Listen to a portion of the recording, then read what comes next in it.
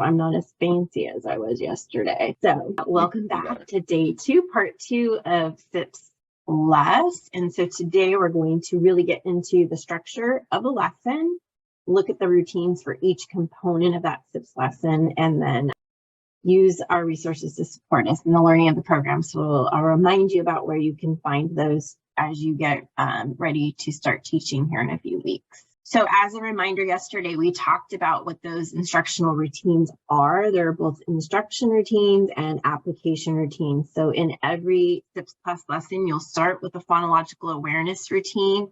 You'll move into a couple of phonics routines and finish with some work around sight words. And then you'll move into application routines. That's kind of the you do it piece of it, where we're guiding students through spelling activities and reading and fluency practice. So in the slide deck, you'll find a link, and maybe Jason can pull that for you too, to get you back to lesson 37, which is the one that we're going to be looking at today as we go through each of the routines. And then as he does that, I'm just going to talk to you about kind of the flow of today. So we're going to study each component. So I'll give you a moment to look it over. Any tips or tricks that I can share with you, I will. And then you'll see that there are the camera icons, which let you know that links to a video example of that routine, which I'll be playing during our time together, but then you know that you have that to go back to easily through the slide deck. And then a little bit of time for you to kind of study and ask questions. And then the last thing I remind you is that we're looking for those 4 C's when we're looking at each of these routines. Is the routine clear for students so they know what the expectation is? Is it consistent? Is it concise in that it really limits the teacher talk and encourages the student participation, and then produces that choral response? Remember, we want students to be responding all together each and every time. And anybody having a hard time accessing the lesson, I want to make sure you have that before we move on, because you're going to want to look at it. So we're going to start with that first component, which is phonological awareness. And we talked a little bit about what that is yesterday. I want to remind you that it's the manipulation of sounds. There's no print to it, but what you will see are some visuals that support students in being able to identify beginning, middle, and end word, and identify parts of words and sounds. It really does support students with reading and spelling. And so I say in primary, this is a really familiar thing to them, but maybe not so much in the world that you live in. But when we have a student who's sounding out the word map and then they go popped. It's really typical in our K first grades that they go through a stage where they're doing that. That's actually a phonological awareness issue. It's that the student couldn't hold on to each of those sounds in the order that they produced them and then put them all together. And so even though they knew all the letter sounds, it's the auditory piece that's preventing them from being able to blend and read that word. And the reason it's so important, which you'll be able to identify with a little bit more, is if a child can't put together 3, 4, or 5 sounds to make a single syllable word, when they get to a word like unconditionally, they can't hold on to unconditionally and put it all together. And so we want to exercise that part of their brain that handles that auditory piece, okay?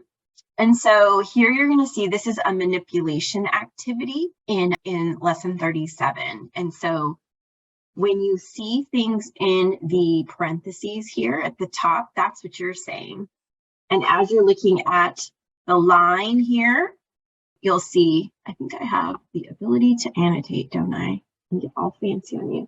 So you'll see right here, you see the line and then the box. The line represents a single sound and the box represents everything else that's in that word. So if I follow this routine right here, it would say cram, drop the what's left, ram, say clip, drop the what's left, and they should say lip. It's having them separate the sounds in a blend, which is really hard for students because oftentimes it sounds like one sound. Maybe you can relate to the DR blend. A lot of our students think that's a J, a J. So we want them to be able to hear the J in drink.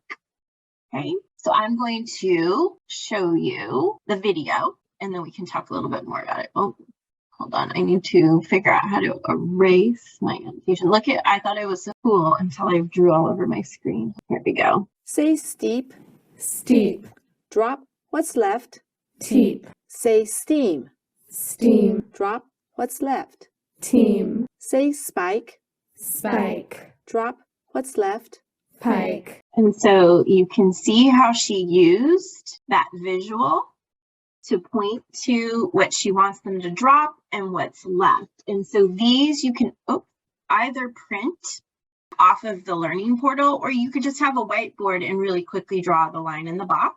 That works as well. When you look at the B lesson, I want to remind you, A is the first teaching, B is a reteach. So if you needed to go back to this lesson, then you have another round of phonological awareness that you can work through with the students. In this case, it's say rich, and they say rich, drop the what's left, rich. Say batch, drop the ch, what's left, okay? So it's really hard for us as proficient readers too, when we see the word batch and we see that TCH, but we're dropping the CH, sometimes we get confused and we think that this, when we drop the ch, what's left is that, but TCH is a spelling that makes the ch sound. And so kids that aren't maybe reading that yet or spelling it won't get as confused by it as sometimes we do because we see the words. Okay, so are there questions so far? This is one of the harder phonological awareness routines. I take the silence to mean we are good. All right, so now we're going to move into section 2 of your lesson. So make sure you can find that. It's called Phonics and Decodable Words. And there's 2 routines that are going to happen in there. One is going to be introducing and reviewing sound spellings. And the second part is going to be reading a mixed list. I'll give you a moment to just look over what's happening in that lesson for number 2, and then I'll go through it with you. All right, so one thing that you're going to want to know about are the, too many things going on my screen, are the sound spelling cards, because you'll need those for this. And you'll get those wall cards in your kit. We already talked about that. But what we want to see is kids making a connection between the sound spelling cards and the spellings. Okay, there we go. So this is what this is a student version of them, but what you'll notice at the top is there is the vowels up here, and we call them the cat cards. And the target sound, it has to do with the location of the cat. So the cat is at the chair, cat is at the edge of the chair, cat is in the chair, the cat is on the chair, and the cat is under the chair. And then you have cards for the long vowels, cake, tree, kite, bone, mule, and so forth. And so you have this mnemonic, which is the picture with the card name that attaches to the sound that spelling makes. And then you have the spellings underneath it. And so kids learn that placement of vowel is important. So A with the line after it means that it's a short vowel. The other thing I'll tell you that's really important, especially for kids that are in those early lessons of plus, and probably for those newcomer groups, is that even though we call these short vowels, they really can be held. And we really want to teach kids to hold the sound because it helps them differentiate between, especially the ones that are tricky for them, like the eh and the I. So when we're doing sounds, it will sound something like this and so forth. So we have them hold it so that they can really isolate and hear the sounds of the short vowels, which is really supportive both for struggling readers, but also, again, for those students that are newcomers or at the lower language proficiency levels that are still maybe having a hard time differentiating their sounds between their primary language and English. Okay, so I'm going to go back to our slide deck here. And so what happens when you introduce a sound spelling is you're going to first introduce it in a sentence, and it'll have the target sounds in it. And the sentence is right here for you in this one.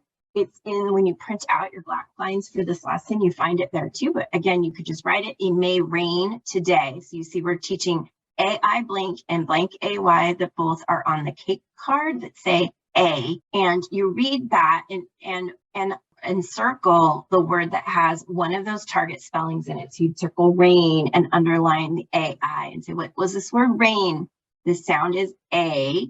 And then you go to your cake card and you introduce it. And then you go to a card, a handheld card. And so I'm going to let you watch the video of an introduction so that you can see that in action now. Can you see that scary thing? Read. That. Sound. Read. Thing. Sound. The spelling TH has two sounds, one voiced and one unvoiced. The picture of that thing will help you remember. First sound, second sound. Again, first sound, second sound. Okay, so as you saw, Anne started with introducing it in context. She had them go back to each word. She circled the words with the spelling in it, asking for the sound, went to the cards on the wall, and then went to the handheld card. And that is how you introduce a sound spelling. You won't introduce one every single day. So there'll be some days where you don't have to introduce one and you'll just be reviewing the sound spellings. So the next component is actually that review process. And this is where we're working on building automaticity, having the brain see that spelling in isolation and being able to immediately produce the sound. So this is how we build automaticity. So you'll have that handheld card. The new ones, AI and AY, are going to go into that deck with sound spellings that we've previously taught in the lessons that came prior. And then we mix the deck up, and then we're asking the kids to give us the sounds. And only, they're not going to tell us the mnemonic or anything else. And this is what that looks like. Sound. Again. Sound. Choo-choo train. Sound. Sound. Again. Sound. The sounds are sound. Again. First sound. Second sound. Again. First sound. Second sound. Sound. Again. Sound. Again. Okay, so a couple of things happened in that particular example. The first is the student made an error. So you heard someone make an error, and these are what are called corrections. Jennifer, we have feedback. Yeah. There's feedback. I don't know how to fix that. I can pull my headphones out. Sorry, snap. Can you hear me? Perfect. Yes. No more feedback. Yes. Thank you. All right. Thank you for letting me know. So what I was mentioning is we saw a couple of things happen in that video. And the first was that the students made a mistake with the ch, and they said, and some said ch. And so what happens with a correction routine is we don't acknowledge who made the error. We just provide the correction routine for everyone because it reinforces what they do if they don't know. So some of them might know ch, but they might come to another spelling at some point in the day and they know to refer back to the card to help them. And so she gave them the choo-choo train. She had them fix it. So they practiced it and then it went back into the pile so it shows up again and that they're able to then practice it correctly. Another thing that you probably noticed is when she got to the TH, it's got the 2 at the end of the spelling. That lets them know that there's 2 sounds. And on the back of your card, it'll tell you one's voiced, one's unvoiced. It will tell you which one to do first because we teach them the first one is the one that you see most often, and then the second one is less frequent than the first. So there is a reasoning behind the order. And then last, I wanted to point out with the blend, she was having them hold this and then so that they can hear those 2 sounds. So again, that's really going to support those most struggling readers, as well as our students that are newcomers and working on language. And last, I hope you noticed that her finger is really driving their response. So choral response, she holds her finger, asks them to wait when she says sound, she sweeps it across. If she wants them to hold something, the fingers being held underneath sounds that you can hold. And so that's something that takes a little bit of practice, but is really supportive of students, but also really ensures you get that choral response, because otherwise you're going to get the one that always knows it and does it really fast, and then everybody else is just repeating right after them. Okay, so that is introducing and reviewing sound spelling. So are there any questions or wonderings about that? Okay, so the next section is reading a mixed list. So if you would take a minute to look over your lesson and notice the types of words that are in our list today, as well as any of the extra notes for the teacher. All right, so hopefully you're noticing that at the top here, it's telling us to point and pause, and then all we say is read. Okay, so it's really important to have this prepped ahead of time, not to be writing it in front of them, because it will take a lot of time, which even for our younger ones causes disengagement. But I can imagine for our older students, that will really encourage them to get off task. So either you can print this list off of the portal or have it written out ahead of time.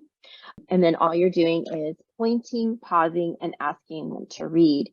If you look at the list, what you'll see is we have some of these spellings or spellings that were taught previously, and then we're starting to see that AI and the AY show up in our words too. So we taught them the sound spelling in isolation. Can you hear me? Yeah. For a second there, Okay. good. Yeah. My tech is not liking me today. Yeah, I'm not going to go buy a lottery ticket this afternoon. It's not my day. You're stuck with me for another week. So we're putting that into words for them now, so they see that spelling that we just introduced put into words. The other thing that you'll notice up here, it says if you know that your students have repeatedly needed extra support with the spelling, you can support them by underlining it first, that difficult spelling, and having them identify the sound before they read the word. But typically, if we don't anticipate errors in the sense of correcting them before they make the mistake. The other thing that I think is a big one on here is that it talks about optional practice for inflections down at the bottom. Inflectional endings are endings that we add on, like ing, the ed, the s at the end. And they're not taught in isolation in phonics, but taught while we're teaching other sound spellings, but they tend to be really challenging for our students. And so if you have a group of students that are struggling with that, they give you some extra words down here that you can practice adding into that list, so they get extra practice with those inflectional endings. Okay, all right. So here is what reading a mixed list looks like. Read, chip, read, brick, read, quite, read, let's, read, hopping, read, try, read, scent. And if we're lucky, they got them all right. Right, we don't have to do anything. The hard part is, what do we do when they don't get them right? And that's when our correction routines come into play. And that is probably the most challenging part of teaching this level, is having those correction routines kind of locked and loaded in case they make a mistake. And so I'm going to show you what some of those look like. So every time they make a certain type of error, we respond with a certain type of correction routine. And that's on this next slide here. So I'm going to start with a wall card correction. So if they make an error on a sound and we want to refer them back to the wall card, that is what this looks like. read, Chip, choo-choo train, sound, sound, read, chip, Okay, so that's a pretty simple correction routine. Another one that is fairly common for students in this level, especially in the earlier lessons, once they've learned the final E, there's a portion of time where they go through what we call using but confusing. They get all mixed up and everything becomes long or everything becomes short, and we really want them to attend to the E at the end of words. I don't know what that. And so that's what this correction looks like. read. quit, Is there an E at the end? yes, Long or short? long, Sound, I, read, quite, Okay, so every time they make a final E error, we say the same thing to them. Is there an E at the end? Yes. We point to the vowel. Is it long or short? long? What's the sound? They give you the sound, and then you have them go back and read. And the reason we do that repeatedly is when they go back to do reading on their own and they come to a word like that, we want them to be able to go, oh, there's an E at the end, that makes that long, and work it out. And I have witnessed first graders using that exact routine to walk themselves through how to determine whether the vowel is long or short in a word. So if we're really good at that consistency, we will see that pay off for them. Okay, the next one is the ending. Sometimes kids do two things with them.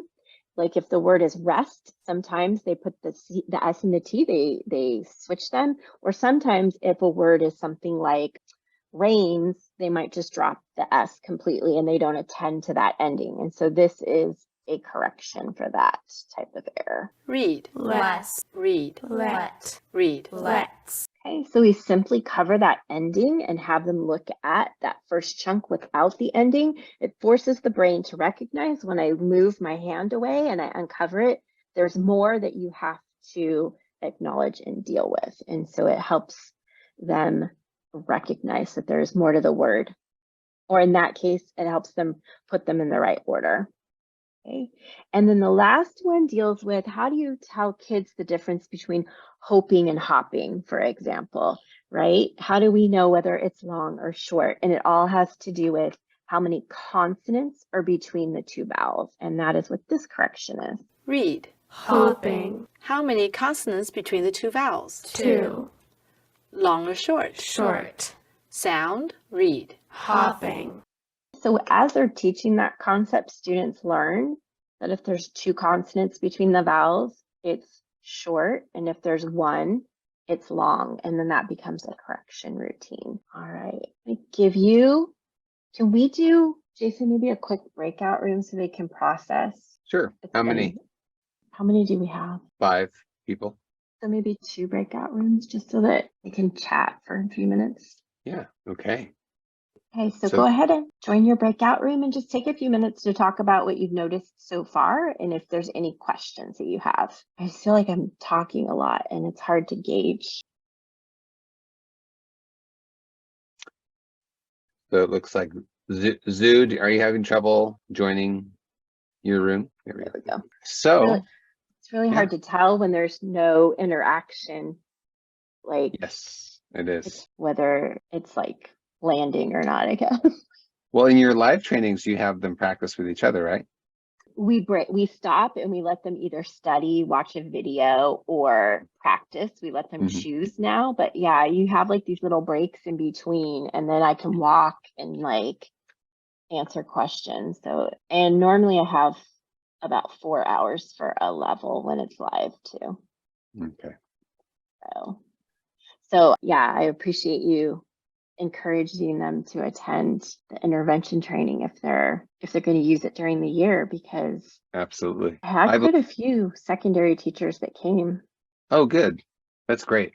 You know, and you haven't in the past, right? Well, I haven't ever really offered the intervention training because we've always really focused on core replacement, but so many sites were buying it. Yeah. We wanted to make sure that, you know, they had support so that it gets used. I think it's great. Or else it kind of gets a bad name. That's what I said. I was like, I don't want people to start saying, oh, it doesn't work. Right?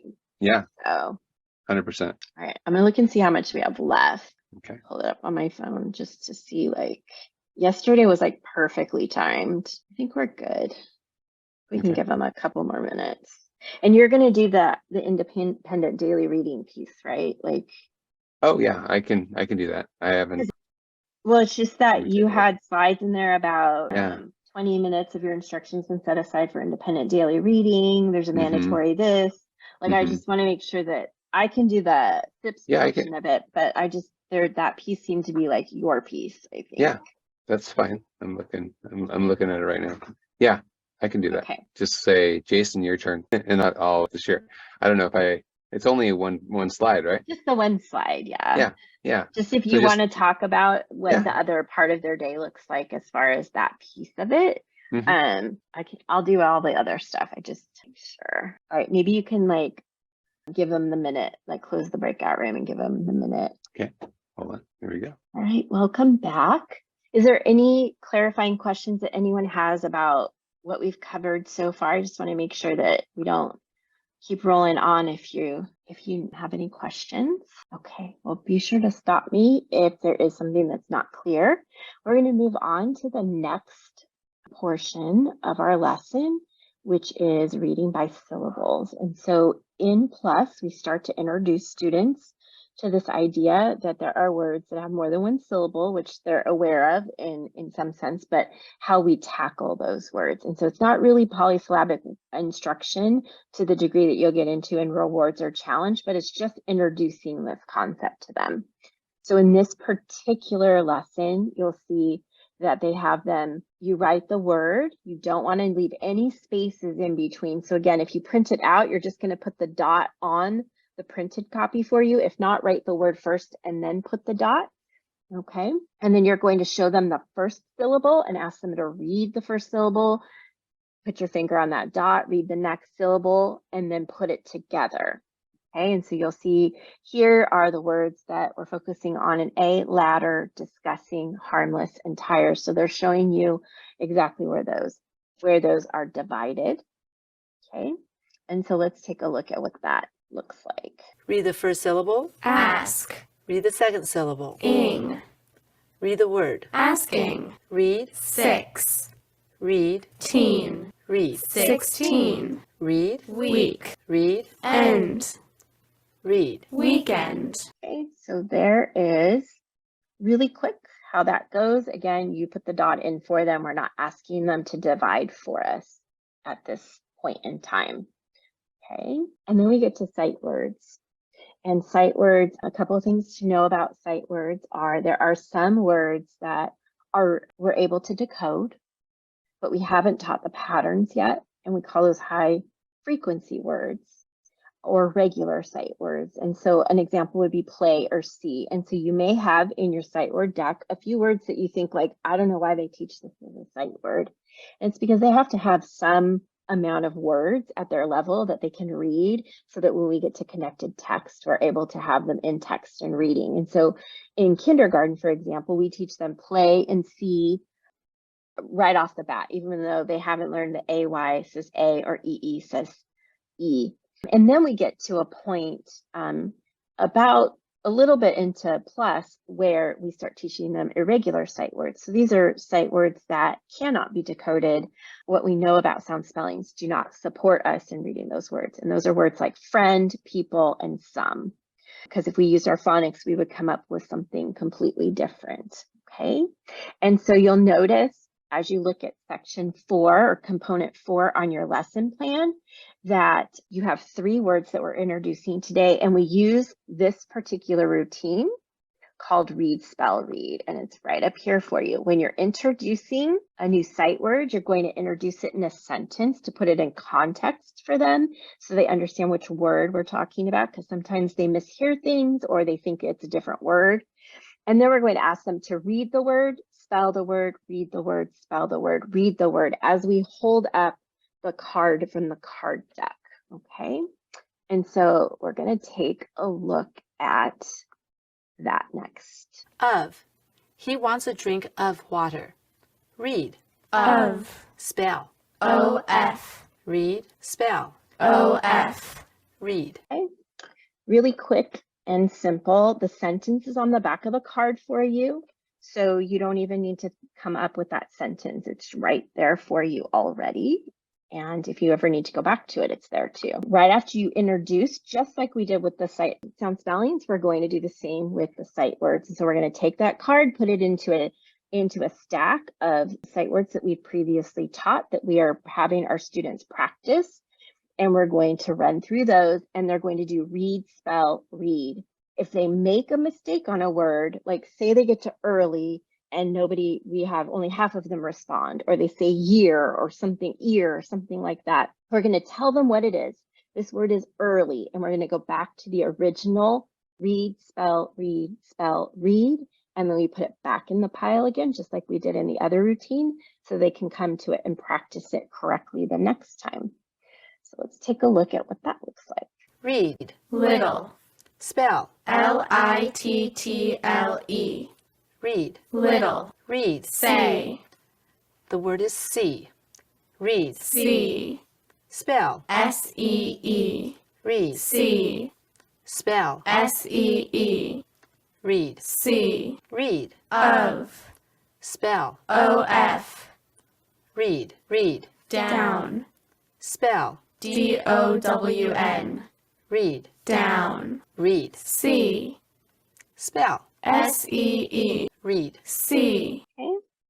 So you saw they made an error with C. She corrected them. She had them do read, spell, read, put it back in the pile. It came back up again. And that time it was just read, spell, read. And then what you're going to do is know, oh, that's when I have to keep in my pile. Okay. On the lesson planner, it tells you to do 20 to 25. I find that that might be too many for them at once and they start to disengage. And so I normally recommend that you do no more than 15. It's a pretty quick routine, but then if you have more than 15 in your stack, each day you just mix them. And so that they're never in the same order and it's never the same group of sight words, because we're really building automaticity with that particular routine. We want them to automatically recognize those words. No questions. So we've done 2 syllable words and we've done sight words. All right. So we've reached the end of our instructional routines, and now we're moving into those application routines, right? Whereas students have the opportunity to put it all together to read and spell. So our next routine is guided spelling.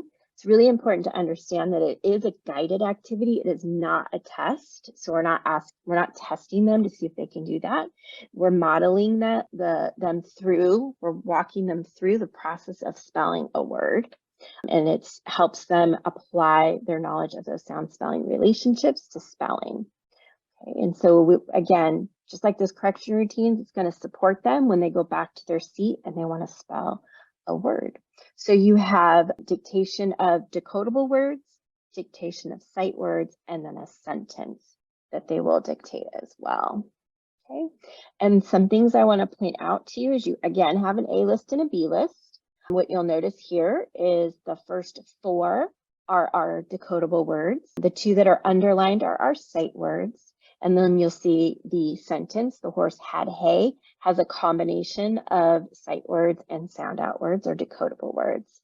The other thing that you'll see is that in the TE, it gives you some prompting. So for the word ray, we're going to tell them, because today they just learned blank AY. The sound A at the end of a word is spelled AY. Okay, so I'm giving them something. When I come to aim, I want to try having them ask me, do you have a question? Because they hear that A, and when I ask them I prompt them with question, it tells them, oh, there's a spelling I have to think about. Could it be A blank E? It could be. I could spell aim A-M-E. It would make sense. It's not right, but it would make sense. Or is it A-I-M? And so they ask me which long A or which A, and then I'm going to tell them which one to use. Okay, so you'll see they do the same thing in number 4 as well, to direct them to think about the fact that there's more than one way to spell take with the spellings that they've learned. So we're going to watch some videos. So here is dictation of decodable words. So that's the first 4 words on that list would go through this particular routine. Number 1, growl. They heard the dog growl. Say growl. growl, Question. which O, Write growl. Read and spell what you wrote as I write it. growl, G-R-O-W-L, Check your work. Number 2, part. We will read the first part of the story. Say part. part, The word is part. Write part. Read and spell what you wrote as I write it. part, P-A-R-T, Check your work. Okay, so you notice she did one with question because there was more than one way to spell the ow in growl. And she pointed it out by telling them whether it was the first or the second spelling on the card. Directing, so that forces them to go back and look at the card. When she came to part, somebody didn't enunciate it correctly or pronounce it correctly. And so she made sure that she was pronouncing it clearly for them and then just had them write it. And then the real big key here is that I'm monitoring the group as they're spelling. And if I see that somebody made a mistake, they picked the wrong ow, even though I told them, I'm going to point to it. I'm going to tell them, use this spelling. And I'm going to make sure that by the time we're to the point where we're checking our work, we actually all have it correct. Okay, so that's that guiding part of it. Now let's take a look at a correction routine for the decodable words. So if they make an error, how you correct that. Number 2, part. We will read the first part of the story. Say part. Part. The word is part. Write part. Read and spell what you wrote as I write it. Part. P-A-R-T. Check your work. I honestly know what that video was doing for us. That didn't do anything for us today. We're going to ask that video because she didn't really correct you. But if someone had not written AR correctly, I would direct them to the card on the wall, right? What sound do we hear? We hear R, and then I would direct them to the card. And I think that's what should have happened in that video. So let's go to dictation of sight words. So these are words that students just need to know how to read and spell. And so what you'll find in the Blackline Master section of your TE, there is a sight word dictionary that students will need to have at the table to refer to if they don't know how to spell a sight word because they can't sound it out. Now you will write a sight word. Number 5, your. Your book is right there. Say your. Your. Where can you find your if you are not sure how to spell it? In the sight word dictionary. Put a check by the word if you needed to look it up. Write your. Read and spell what you wrote as I write it. Your. Y-U-R. Check your work. Okay, so those are pretty simple. You're giving them the word and then directing them to look in their sight word dictionary if they need to. And then we're just noticing whether, oh no, Nicole, you're going to lose your internet. I'm sorry. You're deciding, you're watching them. If they all can write that word, then that probably is a word that can come out of my sight word pile as well. They don't need to practice it anymore if I also see them reading that word when they get to the text, okay? And then the last one is the sentence dictation. So now we're taking it, putting it all together so they have the opportunity to write a sentence. Now you will write a sentence. Number 7, say, they rode fast. They rode fast. First word, They. What's special about the first letter in a sentence? It's a capital letter. Is they a sight word? Yes. Remember where to look if you're not sure how to spell they. Write they. Next word, Road. question, Which O. write road. Last word, Fast. I'll sound it slowly. Fast. Write fast. Put a period at the end of the sentence. Read and spell each word as I write it. They. Capital T-H-E-Y. Road. R-O-D-E. Fast. F-A-S-T. Period. Check your work. All right, so what we saw was they had to know to use a capital letter at the beginning of a sentence. They identified they as a sight word. They used their sight word dictionary. When it came to road, she asked, do you have a question? Which long O? She gave them the number 1, so they knew which spelling to refer to. And when it came to fast, she probably knows that they're still struggling with that st at the end. And so she sounded it out really quickly for them and had them write. And then again, we talked about how to end it with that period. So it's supporting some of those conventions, those really simple conventions at the same time. Okay, so that is guided spelling questions. Okay, so we have one last routine to go through, which is reading a selection. So this is going to come out of their Dreams on Wheels reader. And there is a story that is a decodable text that goes along with the sound spellings that we just taught, that AI, blank and blank AY. And there are some routines that change with this depending on where students are in the program. And so From 1 to 15, they're going to read it. They read a sentence to themselves first, and then we chorally read, and we read through the selection. Then we get to a point where we start to have them read only part of the selection that way, and then they read the rest of the selection on their own. And then we get to that end, 31 to 55, where they're doing the reading on their own and their whisper reading so that you can monitor them. So they do need to have part of the time where we're listening to them read as they get to the later lessons, okay? And so they'll give you a way to introduce the selection.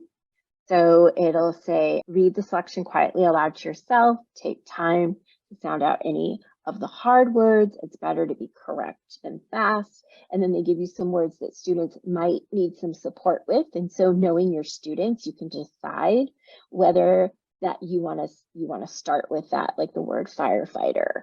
Do I want to break that down for them, read it to them so that then they're able to go into the text, or do I want to go back and support it if I see that they're having trouble? You'll notice again, it says reading quietly out loud, and that means that the teacher can hear, but they're reading at a whisper, so they're not bothering each other. And the reason we're doing that is because we're in lesson 37, and that is a more advanced or sophisticated way of reading the text that happens between 31 and 55. Okay, so questions about reading the text? Anything that you're thinking of, Jason, that I need to clarify? No. Okay, so the next piece that comes is actually the fluency practice piece. So when students are reading chorally, and so I am asking them to read a part chorally, so they read to themselves and then they read chorally, I'm really controlling the reading as the teacher, and we're working on accuracy. We have to be accurate readers before we can really become automatic readers. When I ask them to have fluency practice outside, they're reading at their own rate, and that's where they're building their automaticity or their speed of reading. It should be monitored regularly by the teacher if possible. So I know that your time is more limited in summer, but the idea is that you listen to them read fairly regularly when they're just reading on their own. They're going to be reading out of their Dreams on Wheels text, and they can read today's story and any stories that came before it, but not too far back. And so a lot of teachers, what they do is they put sticky notes as markers in that text. So you can read between this text and this text, because we don't want them to go back to something that's too simple for them now. So maybe like the last 5 to 7 stories might be ones that you have for them to go ahead and be able to read. On this particular slide here, it's showing us that it's talking about, and I talked a little bit about this yesterday, I think that basic automaticity. So it's talking about how if a student accuracy is below 95%, meaning they're making more errors, they need to be reading for fluency practice. They'll have to read aloud. When they can read about 60 words correct per minute with 95 to 100% accuracy, then they can read silently. Okay, it's a developmental thing too. So you'll notice students that will naturally start to transition to silent. And if you hear them reading out loud, it probably is that they need to read out loud. But with the older students, we try to teach them some strategies for doing that, where they're either mumble reading or whisper reading or moving their lips, but not necessarily making sound. Okay, so that's something to keep in mind. The other thing that's kind of key to that is if they don't have that 60 words correct per minute with 95 to 100% accuracy, they actually can't be held accountable for comprehension on that particular text. So it's decodable text. We don't want to really worry about the making meaning portion of it, but it just lets you know kind of developmentally where they are. Okay, so you'll see there is in Appendix B more information on individualized daily reading if you want to go back and read a little bit more about it. And now Jason's going to talk a little bit about some other opportunities that you have with fluency practice. Yeah, so first of all, what's most important is you have the connected text that Jennifer was just talking about. So they read that first before anything else to make sure that they get practice with the words that they were practicing in the lessons that you were teaching. So, and that's the great part about this being a program, is that that book is actually created based upon what they're learning in the lessons. So you are definitely going to see those words again and the vocabulary that they're learning in the text, and they get to practice it. So now if you have some more time in your day as part of the calendar, independent daily reading is also part of the time allotted. And so we have some great resources within Epic Books for Kids as well as Sora. And so, and I think I have a lot of different calendars for different, programs. And so I think it's 20 minutes that I've set aside for independent reading for those of you who are teaching SIPPS Plus. There's a mandatory 30-minute training session as part of the summer school professional learning. So you get an opportunity to explore these resources, both Epic Books for Kids as well as Sora. And so when you get in there, you're gonna filter for especially with these kids, the beginning readers to, first and second and third grade. And then I highly recommend that you do that with the kids the first day or two when you're doing this, is just kind of remind them where to go and help them pick out books, show them examples, and even do a read aloud with the kids to really kind of show them what's available. And also, hey, this is really easy to do. So there's another thing that I highly recommend is we made sure that there are librarians at every school site this summer. And so I would touch base with your librarian and get a library time and have your kids go to the library and check out a book. This is independent learning camp. So it shouldn't, we're not, I shouldn't say drill and kill, because Anita Archer, it's not drill and kill. No one's died from deliberate practice, right? But kids also want to have a little bit of fun, a little bit of novelty every once in a while. And visiting the library and having print-rich environments to go to is really huge for kids to be able to be surrounded by books. It's really important also for you to have books in your classroom. A lot of research behind teachers who have books in their classroom, and actually how much kids actually progress in their reading abilities. So if you don't have books in your classroom, you might want to think about building a classroom library for the kids that you're teaching. So that's all I have to say about this, but it's I in the training that you have in the Canvas course, please diligently peruse the Epic Books for Kids as well as Sora. Yeah, and it made me think of, Jason, that it's been my experience in the past with SIPPS Plus in middle school is that for a good portion of your kids, you're filling holes. It's not the first time that they've been instructed on this. I know that they don't have it mastered yet, but they've had a lot of exposure. And so oftentimes what we see is they have these holes, and once we start filling them, they move rather quickly through the program. And so having those books as opportunities for them to practice, and we might find that they can read more of them than we believe they can after they've had some instruction and we've started filling those holes. So definitely a good way to enrich their day with some extra literature. So I'm going to actually move to this slide here. We finished the content of a lesson, but I did want to show you a little bit about how to browse the portal, and then we're going to give you a little bit of time to engage in a choice board. So let me find where. So when you log in, you're going to get to what they call these chiclets, and you're going to go to your resources app and then select the plus chiclet. When you open that, it's going to take you to a screen that looks like this. And you'll see on the side here, your lessons in groups. And then you'll see over here that you have access to your digital TE. So if you wanted to go into the digital TE, there's a couple of things that might be helpful to you. When you go to an entry-level lesson, so we'll just do one because that's simple. You're going to find in your TE that there's a lot of teacher reading in these entry-level lessons or when they're introducing something new. So it's a good idea to, during that little bit of planning time you get, at least browse what your lesson looks like for the next day so that you can see if there's any reading that you need to read through. But you'll also see that there are QR codes in your hard copy of your binder. So when there's a new routine, there'll be a QR code there. It'll show you what just like those videos we've been watching today. It'll take you right to a video example of that particular routine. And if you're in the digital TE, you can click on it and find it that way.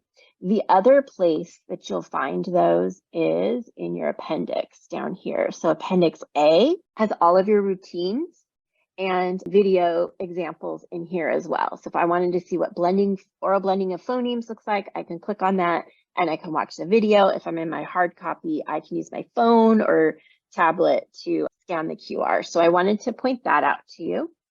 And then if you were looking for, today we did lesson 37. So if I come to 36 to 40, we'll see right here is lesson 37. If I'm teaching 37A today and I click on that, that brings me to those reproducibles to support my lesson. So here is my sentence for introducing my sound spelling. Here are my mixed list of words to read, have my students read.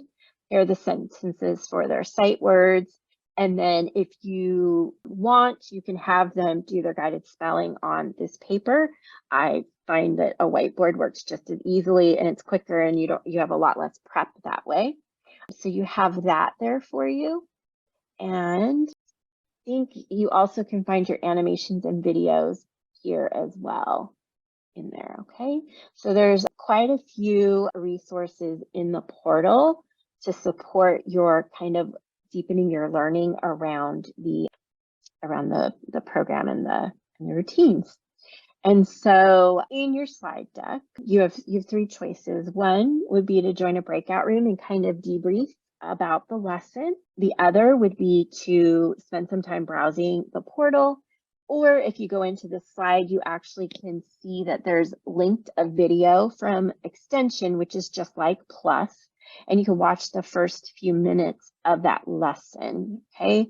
So I think I'm gonna drop the link back in the chat for you all to make sure you have it, because I don't see any of your faces in there. So if you want to go to that video, you might want to go back in that and have Jason maybe create 3 breakout rooms or 2, I guess. One, if you want to debrief, so maybe a debrief breakout room could be one, and then the other can just be a place where you can mute yourself and you can either play in the portal or you can watch the video, okay? And then we'll bring you back in about 7 minutes to wrap it up.